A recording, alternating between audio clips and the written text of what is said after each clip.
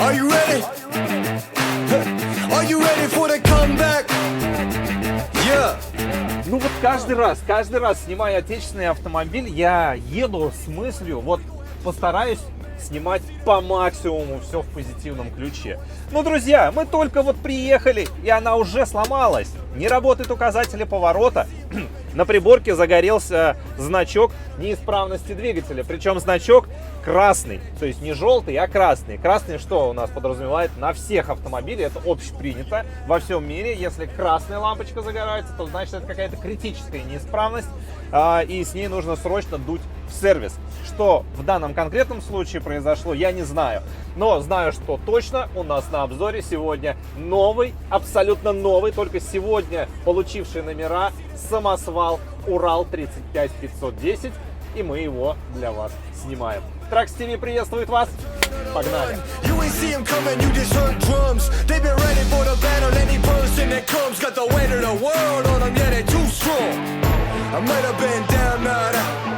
On sight, you gon' figure that out. And I might have been down, not out. Only one thing I gotta know now. So are you ready for the comeback? Yeah.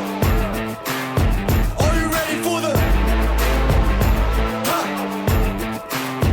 Are you ready for the comeback? Да, друзья, сегодня у нас на тесте очень интересный отечественный самосвал Урал 35510. Отечественный, но, друзья, загибайте-ка пальцы. Кабина Ивеко, двигатель Renault, коробка передач китайская Fast Gear, она же в девичестве американский Eaton, мосты Hyundai, мосты компании Shaanxi, они же в девичестве мосты MAN, резина задняя, резина Белшина, белорусская, автономка немецкая Eberspecher. И сейчас я прям чувствую, как начало припекать и подгорать. Ничего своего, все просрали. И здесь я вам, друзья, могу сказать следующее.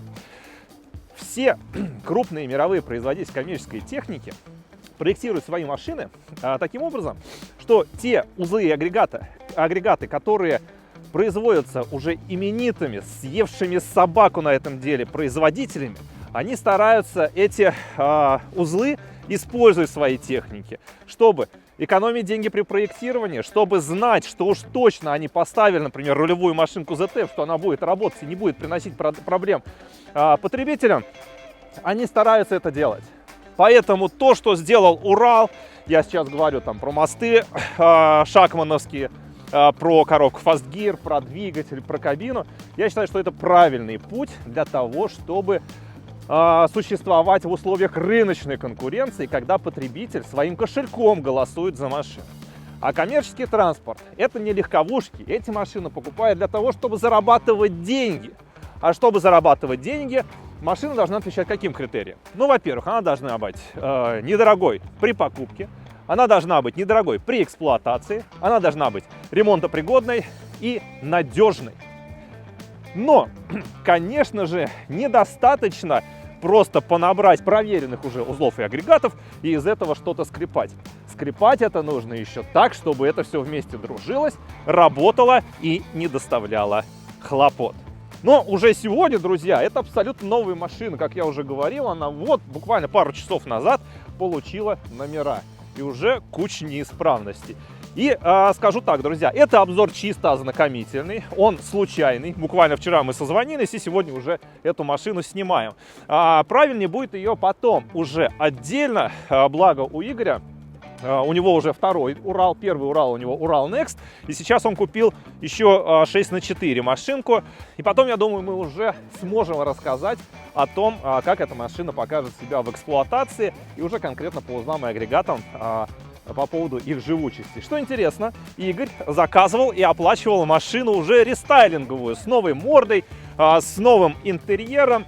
Но когда приехал забирать машину, ему выкатывают вот эту старенькую, по тому же ценнику, который он купил.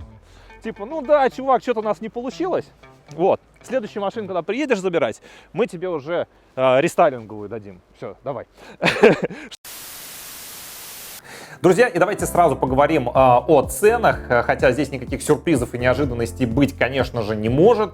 Ну, потому что Урал всегда играл в районе где-то нижней планки ценового диапазона на аналогичные машины других брендов. И, конечно же, этот Урал не исключение. На момент съемки эта машина стоила 6 миллионов 250 тысяч рублей. Прямым конкурентом ее в этой же цене был только КамАЗ-6520. А вот аналогичный китайский Шакман, бестселлер российского рынка самосвалов, то вот такой Шакман стоил примерно на 2,5 миллиона дороже, то есть это на 25-30% дороже этого Урала. Ну, про Volvo, Scania, Mercedes, MAN и Iveco мы вообще, конечно, говорить не будем в этом сравнении. Ну, а сейчас на Авто.ру Урал представлен очень и очень скромно, назовем это так. Подобные машины на вторичку особо никто сливать не торопится. И я нашел только одну машину в продаже за 6 миллионов 383 тысячи рублей. Это самосвал 21 года с пробегом 23 тысячи километров. Но кузов, судя по состоянию, такое ощущение, как будто бы от другой, гораздо более старой машины. Ну или качество металла и окраски таково. В общем, ссылка на Авто.ру традиционно в описании. Клацайте и перейдете прямиком на страничку с подборкой Уралов. А мы возвращаемся к технической части. Конечно же, здесь в первую очередь нужно немножечко рассказать об истории, откуда вообще здесь взялась ивековская кабина. Причем это не просто ивековская кабина, а древнючая кабина. Она разрабатывалась еще в середине 70-х годов и встала на конвейер в 83-м, если мне не изменяет память, году на грузовиках Iveco Turbo Tech и выпускалась и ставилась на грузовики Iveco до 1993 года. Затем там уже появились машины Iveco Евротех и Евростар, и кабина уже стала другой. Кстати, Iveco одни из первых европейских производителей, которые увидели в нашей стране большой потенциал. И в 1997 году было организовано совместное предприятие Урала и Iveco. И вот именно тогда у нас начали производить вот эти кабины от Iveco Turbo Tech. Да, сейчас она немножечко видоизменена, но помимо оперения немножечко доработаны некоторые узлы, Я постоянно хочу так открыть. Друзья, да, вот эту ручку под естественный хват смотришь, кажется, что она должна вот открываться. Но нет, нужно нажать, и, собственно, дверь открывается. Но кабина, как вы понимаете, старая, ей уже больше 40 лет. Но, тем не менее, она гораздо просторнее, чем кабина КамАЗа, старая камазовская кабина. Мы попозже уже подробнее изучим эту кабину, но хочу сразу сказать, что несмотря на довольно внушительные габариты, кабина для своего времени, для 80-х годов, довольно-таки просторная. Плюс у этой машины даже за такой базовый ценник уже идет по умолчанию спальник. Это ли не круто, друзья? Конечно же, круто. Понятно, что большинство самосвалов работают там посменно, водители практически не ночуют, но бывают ситуации, когда водителям приходится долгое время проводить в машине, и спальник, конечно же, в этом случае никогда не помешает. Прикол ивековской кабины и даже на моем Стралисе в том, что здесь довольно низкий уровень пола. Вот здесь, собственно, видно, что пол достаточно низкий и колесная арка поднята достаточно высоко. Из-за этого здесь вообще нет никакого рундука, нет никакого инструментального ящика. Да, проблему здесь на Урале решили установкой инструментального ящика за баком. Потом войдем в машину, я вам покажу. Но тем не менее, здесь, как вы видите, никаких бомболюков нет, и это ощутимый минус. Допустим, если вспомнить даже вот мой Iveco Stralis, у него такая же проблема. Уровень пола в ногах у пассажира и водителя достаточно низкий. Из-за этого вот эти боковые рундуки, они очень маленькие, куцые. И вот только сейчас с приходом Iveco SV уровень пола подняли, и как следствие увеличился размер рундуков. Ну что, друзья, идем дальше. Значит, по передней оси, передняя ось здесь шакмановская Урала, нет своей оси. И что меня очень удивило, что здесь стоят разные колеса спереди и сзади. То есть, по большому счету, здесь нужно две разные запаски иметь, чтобы в случае чего не столкнуться с проблемой. Ну, блин, вот не знаю, почему так сделали. Да, спереди у нас стоят батоны. Балка, кстати, здесь идет 9-тонная. Как вы видите, здесь просто какая-то невообразимая пачка рессор установлена. Установлен стабилизатор поперечной устойчивости. Понятно, что самосвалы очень часто используются в условиях далеких от автобанов, поэтому здесь нижняя ступенька висит на тросах, чтобы, ну, если бы она висела, просто приварена была жестко, естественно, ее бы выламывала. Спереди металлический бампер, сбоку закрыты пластиковыми заглушками. Но вот что меня смущает в этой машине, это низковисящий радиатор системы охлаждения двигателя. Да, он здесь закрыт вот этой защитой, но в любом случае это довольно-таки низкое расположение радиатора, как мне кажется. Друзья, напишите в комментариях, кто на самосвалах работает. Мне кажется, что радиатор должен быть выше. Понятно, что здесь конструкторов технически ограничивает ширина рамы, а двигатель здесь стоит 11-литровый. Напомню, здесь двигатель EMZ 653, он же в девичестве двигатель Renault DCI 11. И, соответственно, для его охлаждения нужен радиатор с большой площадью. Значит, спереди вот это стоит интеркулер, далее за ним стоит радиатор охлаждения двигателя. Но здесь есть еще один радиатор, как вы видите. И да-да, друзья, на Урале стоит кондиционер. Чуть попозже в кабину мы его рассмотрим. Ну а теперь, раз уж мы открыли здесь капот, давайте расскажем немножечко о нем. Первое, что меня удивляет, вот эти листы, это не шумоизоляция, друзья, это виброизоляция. И ни одного лоскуточка шума и теплоизоляции здесь нет. Зачем-то огромном количестве лоскуты именно виброизоляции. То есть внутри, ну, типа смолы, типа рубероида, да, вот так давайте назовем, расположены, и фольга сверху. Вот и все, что здесь есть в этой кабине. Еще меня очень умиляют вот эти куски поролона. Что они здесь закрывают? Это чтобы, видимо, в кабине не дуло.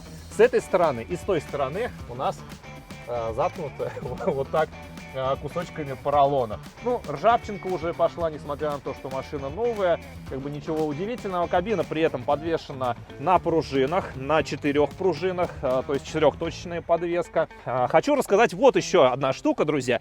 Вот это бачок для незамерзающей жидкости. Теперь хочется у конструктора спросить.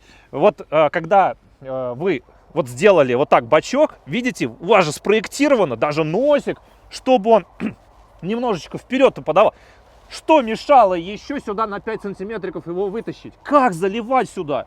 Как сюда заливать незамерзайку? Сюда же ни баклажка не подлезть. Плюс вот эта горловинка, она упирается в жгуты. Почему? Либо жгуты надо как... Ну, почему так сделано?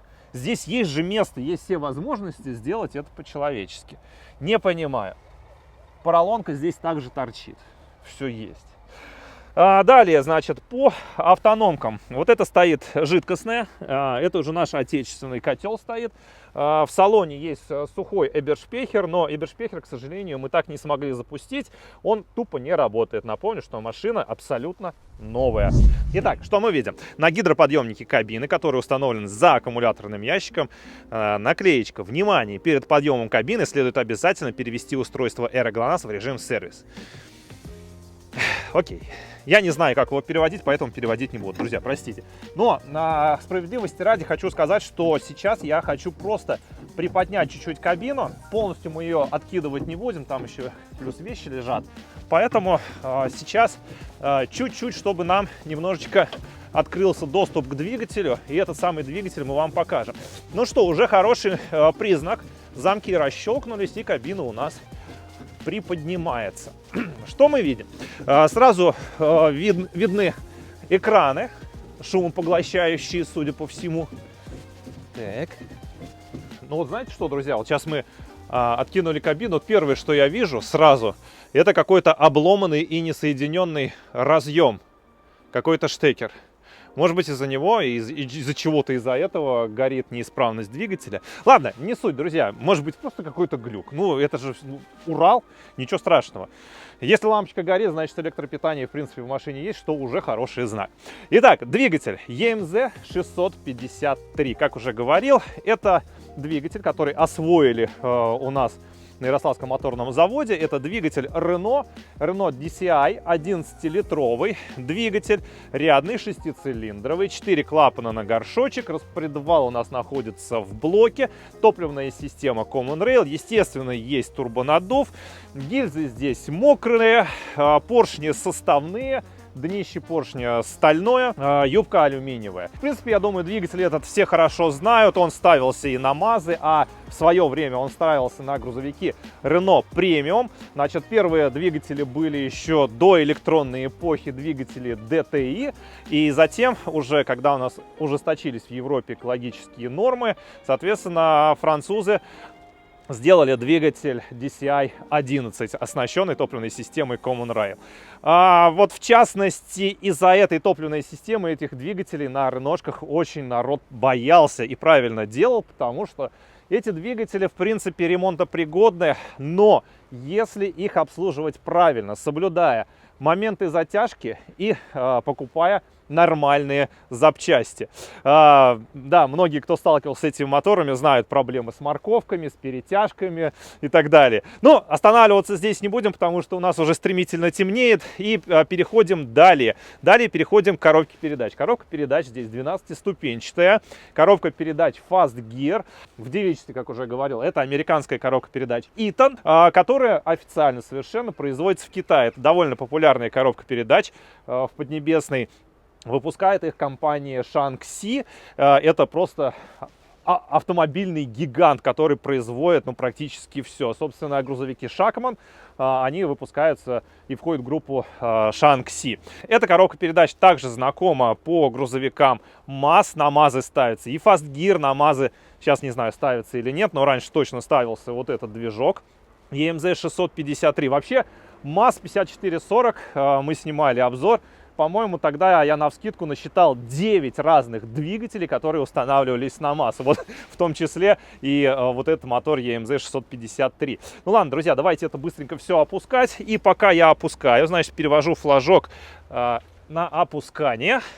Значит, рассказываем дальше по правой стороне рамы. Так как этот двигатель отвечает экологическим нормам Евро-5, то сюда пришлось, точнее нет, для того, чтобы этот двигатель отвечал нормам Евро-5, напомню, что изначально DCI 11, реношный мотор, отвечает экологическим нормам в стоке Евро-3. Но здесь уже на EMZ он был доработан сначала до Евро-4, потом до Евро-5 при помощи мочевины. Как вы знаете, на нашей солярке, на высокосернистой солярке система EGR, система рециркуляции отработавших газов, чувствует себя очень и очень плохо. Поэтому наш путь только система мочевины нейтрализации. Далее у нас идет аккумуляторный ящик. Ну, естественно, топливная система. Естественно, электрическая система здесь на 24 вольта. Далее идет батарея ресиверов. Здесь у нас, кстати, очень интересно и заботливо выведены тросики для того, чтобы сливать конденсат с ресиверов. Спереди перед ресиверами находится змеевик и, собственно, блок подготовки воздуха. Все здесь, как вы видите, механическое, все простое, то есть дешевое в эксплуатации и в ремонте, и, соответственно, должно быть максимально безотказно. По мостам. Мосты здесь стоят Ханды. Точно такие же мосты можно было видеть на Шакманах. Сейчас на самосвалы Шакмана идут уже мосты нового образца. Но до этого стояли вот точно такие же, которые сейчас у нас идут на Урале. Задняя тележка на 26 тонн. То есть каждый мост по 13 тонн у нас выдерживает. Естественно, на балансире реактивные штанги. И, конечно же, огромная пачка рессор.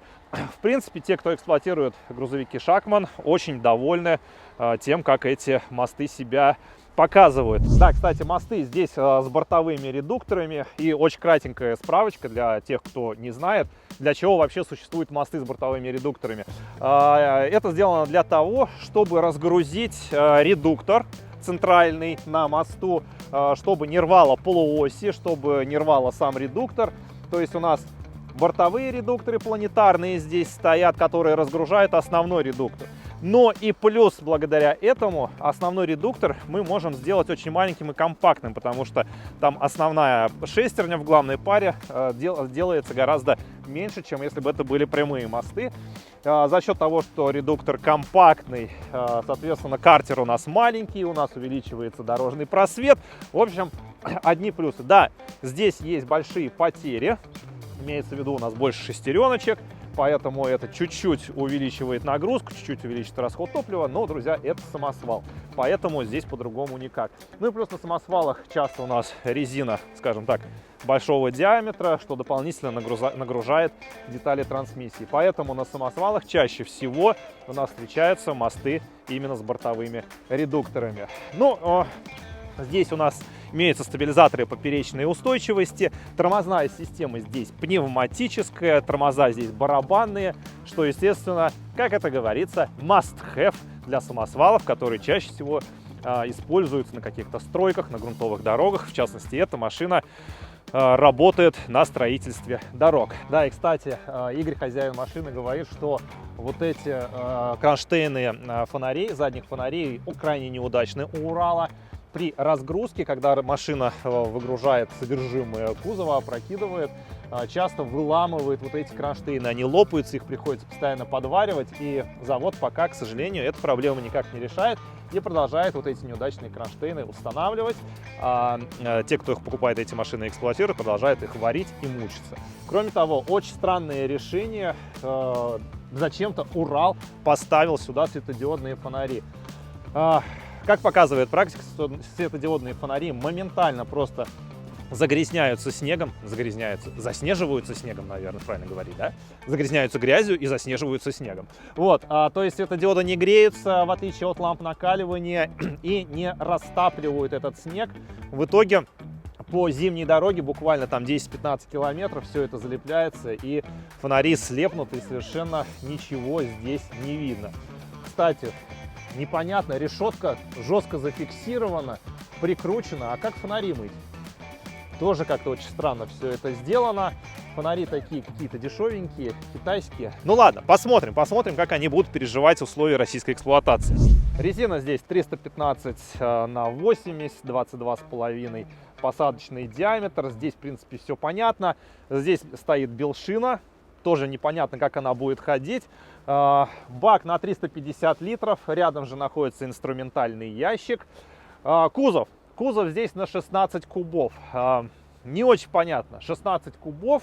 И при этом, зная, какие у нас драконовские требования по весовым нагрузкам, именно по осям, почему-то передняя стенка сделана с таким огромным наклоном. То есть у нас основная масса идет на заднюю тележку, а передняя ось у нас, получается, остается недогруженной. Непонятно. Зачем так сделали? Почему? Кстати, здесь также Урал предлагает 20-кубовые кузова. Но вот здесь, к сожалению, только 16-кубовый. Так, а вот это, друзья, у нас не что иное. Застряло. Ну, как вы понимаете, это... Блин, указатель уровня топлива в баке. Работает он следующим образом.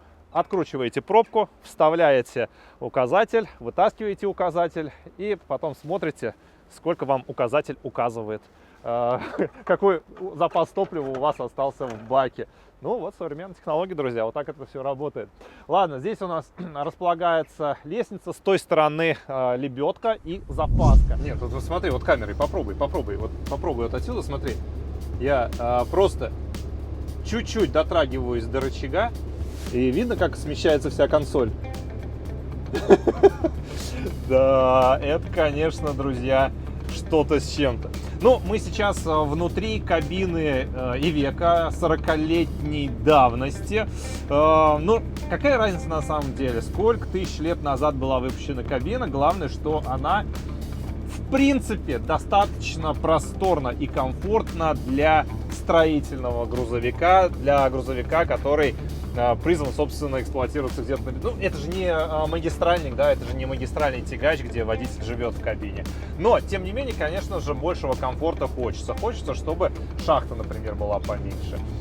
Но здесь она, причем, насколько я знаю, шахта сейчас сделана поменьше. Она раньше была еще выше изначально в версии для Ивеко. И вот здесь уже немножечко вот эту кабину в МИАСе дорабатывали и сделали шахту чуть-чуть пониже. Но на данный момент с моим ростом 1,87 м не очень удобно из-за сидения перемещаться на спальник. Но, друзья, спальник есть. И спальник для начала 80-х довольно просторный. Да, он за сиденьем водителя имеет, по-моему, 60 сантиметров всего ширину, но здесь уже более 70 в средней части. В целом 2 метра здесь длина самого матраса, а от стенки до стенки где-то 2,10. То есть со своим ростом я здесь спокойно умещаюсь. Сейчас просто, чтобы не отнимать время, не буду перелезать сюда. Но тем не менее здесь действительно достаточно удобно.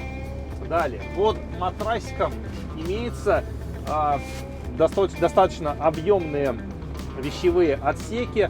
Да, они ничем не разделены, да, матрас не имеет какого-то газового упора, чтобы вот так вот не сидеть, не держать его, но тем не менее место есть. Единственное, что, как уже говорил, доступа к этим вещевым отсекам снаружи нет, и это достаточно неудобно.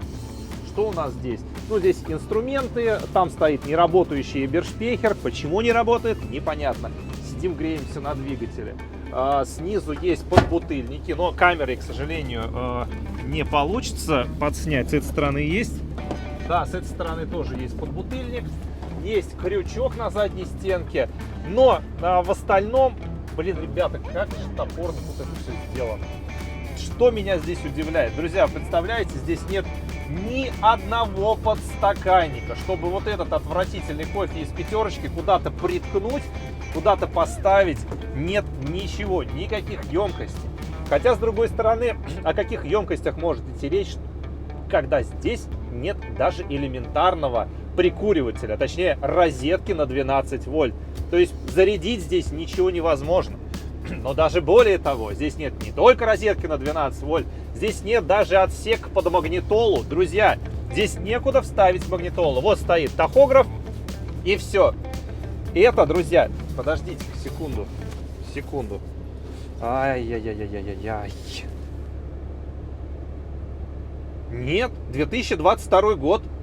Не 1980, а 2022 год, друзья, и здесь ничего нет. Сделано это все настолько топорно. Вот здесь, например, вырезано грубо, проглядывает металл. Даже уплотнитель не смогли нормально проложить. Вот здесь уплотнитель, да посмотрите, что с ним. Его просто забивали молотком, он здесь разогнулся и плотно не прилегает. Смотрите, вот это направляющее для занавесок, чтобы когда вы в спальничке лежите, закрылись от взора посторонних глаз. Но когда вы вылезаете или залезаете, можете раскроить нахрен череп. Вот этим кронштейном вы посмотрите, что происходит. Они тупо поставили, никак не обработав вот эти металлические части. Ну это же просто, вы для кого делаете машины? Я, честно говоря, стараюсь не бомбить вообще в обзорах, когда я что-то обозреваю. Но это как можно сделать? Это тупо небезопасно. Вы понимаете, что человек может раскроить череп? Еще раз повторяю. Далее, по свету. Свет, в принципе, светодиодный, достаточно светло, даже если сейчас вот у нас белый снег, день, и видно, что светит хорошо, то есть ночью будет нормально. Единственное, что выглядят эти плафоны, естественно, как купленные на Алиэкспресс на развес. Пластик уже какой-то серо-желтый, как будто бы ему уже лет 10, и он такой на ультрафиолете пожелтел. Ладно, это все мелочи, окей, это строительные машины, самосвал. Вот, например, козырьки, смотрите, как закреплены. Вы видите? Когда я, то есть, трогаю козырек, весь пластик вот этот изгибается. То есть, тупо как будто бы закреплено на пластик. Друзья, ну это же что? Как это можно назвать? А вот это, друзья, знаете, что это? Я так понимаю, это антенна Эра ГЛОНАСС. Вот он висит. И он тупо на бумажный скотч на стекло приляпан. Это вообще как? Это что? Я не умею бомбить. Но я до такой степени просто шокирован тем, что я увидел. Когда изначально ты об этой машине знаешь, да, что там реношный мотор, коробка Fast Gear, там Шанкси мосты. Казалось бы, изначально все неплохо. Но как это сделано? Я уже молчу про какие-то странные компоновочные решения. Сейчас в Инстаграме я опубликовал сторис, что снимаем Урал. Мне подписчик написал, что работает на машине с такой же кабиной на Урале, но только на полноприводном. на М-ке. Он говорит, что печки не хватает, печка холодная. Вот для условий севера печки не хватает, он говорит, спасается при помощи автономки. Друзья, да, еще раз можно посмотреть и убедиться, что 2022 год, и вот это блок управления печкой. Вот здесь мы типа регулируем кран, то есть теплее, холоднее. Вот здесь скорость вентилятора, а вот здесь, друзья, вот этими штуками мы регулируем потоки воздуха. И самое смешное, что, например, вот эти дефлекторы, которые располагаются в углах, это бутафория. Они отсюда не дует вообще никакой воздух, какой бы режим вы не включили. Это что вообще? Как это понимать? Или здесь что-то неисправность какая-то в печке? Потому что отсюда ничего не дует. Зато дует отсюда. Дует отсюда, из центральных дефлекторов. Но только вот эти лопатки, они либо полностью открытые, либо вот так приоткрытые. Смотрите, их потоком воздуха просто опять закрывают. Оп. Либо полностью открыть, воздух идет, да? Либо вот так. То есть потоком воздуха их закрывает обратно. Это просто... Да, кстати, у Урала, как я уже говорил, появилась уже нормальная приборка. Здесь сейчас приборная панель камазовского образца, сделана на Эларе. Потому что здесь вот это просто сборная солянка всего. Клавиши, кнопки, все разнородное, все как будто бы вот просто... Ребята пришли в магазин радиотехнических изделий. Так, нам, пожалуйста, 2 килограмма вот таких кнопок, 2 килограмма клавиш, вот эту кнопочку давайте, и вот такую красненькую, пусть будет для красоты. Это же ужас. Вот это все прогибается, вы посмотрите, такое ощущение, что это просто боковушку от канистры отрезали и на нее просто насадили клавиши. Ну, ребят, надеюсь, что вы нафиг это снимете с производства, и вот эта красивая торпеда, которую вы представили, она наконец появится на этих грузовиках. Ладно, давайте дальше. Значит, смотрите, да елки-палки, вот этот кондиционер, друзья, вот это так включается кондиционер. Не какой-то отдельный накрышный, а кондиционер. Значит, нажимаем вот эту кнопочку, у нас включается компрессор кондиционера, и вот здесь, я так понимаю, мы регулируем мощность. Да, вот это Бершпехер, автономка, она не работает, машина новая. Она не включает. Далее, вот это круиз-контроль. Кнопки круиз-контроля. Где должен быть круиз-контроль? Где кнопки круиз-контроля? На руле? На подрулевых переключателях, чтобы не отвлекаться от дороги? Нифига! На Урале считают, что эта кнопка должна быть самой дальней от водителя. Максимально далеко. Нет. Про вот это вот, про пластик, про это я вообще ничего не буду говорить. Не буду говорить про вот эту вот дребезжалку. Это здесь у нас предохранители. И вот так вот эта крышечка дребезжит. С другой стороны, самосвал 16-кубовый, полная масса 35 тонн заявлена, 14 тонн снаряженная масса. То есть грузоподъемность этой машины примерно 21 тонна. Ну, за такие деньги окей. Можно как-то закрывать глаза. Но ведь вот эти части, все криво, вот этот косо, то, что сделано, вырублено. Ну, вот это вот, друзья, ну, это же, ну... Это мы только, знаешь, такой поверхностный обзор делаем. Мы на этой машине не работали, мы на ней еще никуда не ездили. Это вот первое, что бросается в глаза. Понятно, что если мне на этой машине поездить хотя бы недельку, здесь что-то еще, скорее всего, вылезет. Ну, вот эти переключатели. Блин, поворотники не работают. Мы сейчас как вообще поедем тестировать машину? Не работают поворотники на новой машине. Ну, как это может быть? Так, ну что, мы дождались Игоря, хозяина машины. Вот он сейчас сидит, адреналин попивает. Не работает у нас здесь воздуховод. И, соответственно, запотевают стеклышки. Я не пил, кстати. Так, отпускаем ручник. Свет включается вот здесь, клавиши, габариты, ближний свет. Но по клавишам проходиться не буду. Здесь абсолютный минимум блокировки дифференциалов, подогрев фильтра, подъем-опускание кузова.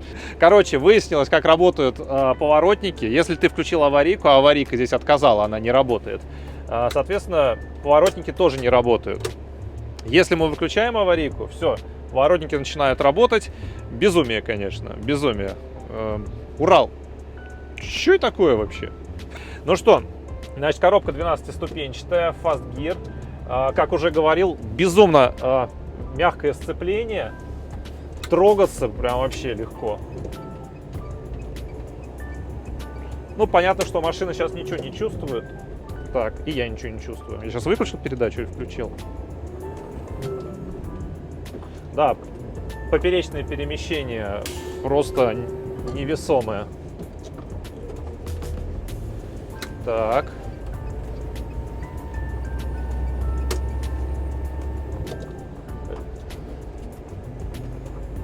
Ну что, здесь я могу сказать, что машина реабилитируется.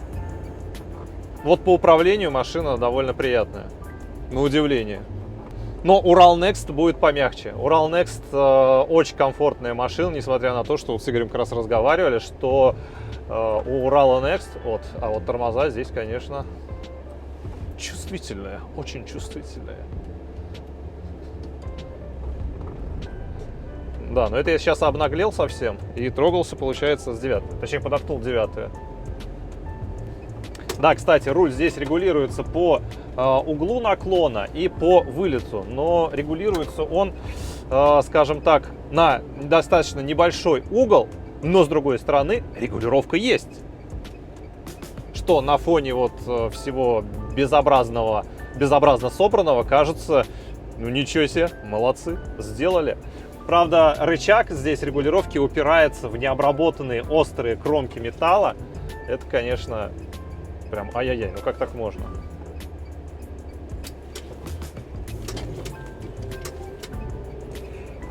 При этом рулится легко. Да, тросовый привод коробки еще не разработался. Да, к коробке надо пристреляться.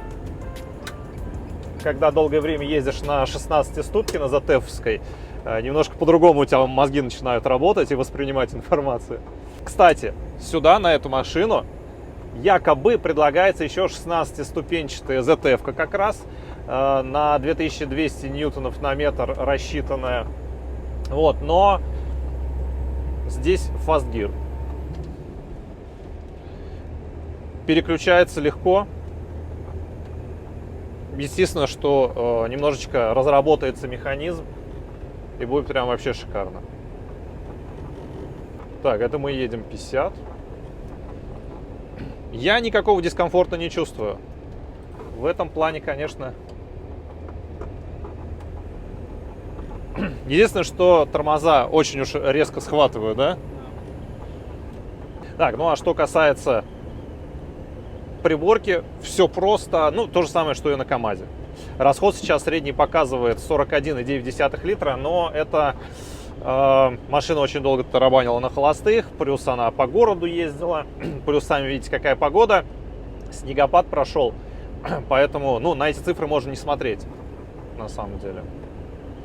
Ну что, 11-литровый реношный дизель, 420 лошадиных сил, 2000 ньютонов на метр крутящего момента. Как вы понимаете, ему вообще пофигу. Тем более мы пустые едем.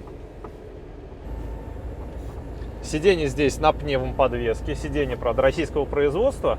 Вот. Ну, смотрите, все запотевает. Все запотевает, обдув здесь не работает. Может быть, здесь какую-то поролонку забыли или еще что-то. Как еще объяснить? Но самое интересное, что сиденье сейчас само поднялось. Это нормально? Ну ладно, подрессоривает уже хорошо. Кстати, машина действительно очень комфортная. Неожиданно комфортная.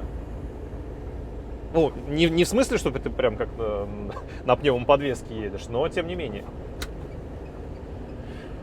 Да, кстати, у нас по-прежнему, не по-прежнему, а опять загорелся индикатор неисправности двигателя, причем на красном фоне. Естественно, ничего хорошего в этом нет. Может, просто глюк. Может быть, что-то где-то какой-то датчик отходит.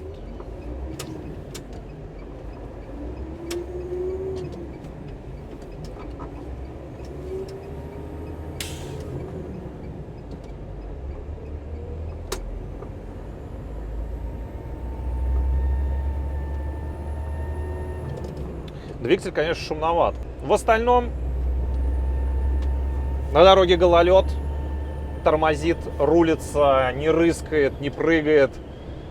Ну, тормоза, понятно, здесь стоят барабаны, барабанная тормозная система, барабаны и спереди, и сзади, поэтому, ну, делаем поправку на то, что это анахронизм, да, с точки зрения современных грузовиков и автобусов, но для эксплуатации по бездорожью, конечно же, барабанные тормоза гораздо более выносливые, что, естественно, при долговременной эксплуатации экономит кучу денег. Вот эта ивековская кабина, да, можно сколько угодно троллить, что ей 40 лет, но спальник адекватный, нормальный, по габаритам спальник в самосвале, в базовой версии, это уже, блин, что-то. Ну, вообще у меня нет никакого напряжения. Обычно, когда тестируешь машины архаичной какой-то конструкции, ты сначала долго привыкаешь, и пока ты привыкаешь, особенно в условиях плотного трафика, там 7 потов успевает сойти. Здесь вообще никаких затруднений, никакого волнения, кроме тормозов, блин, не испытываешь. В принципе, машина очень приятна. Ну, с поправкой на ее конструктив, конечно же.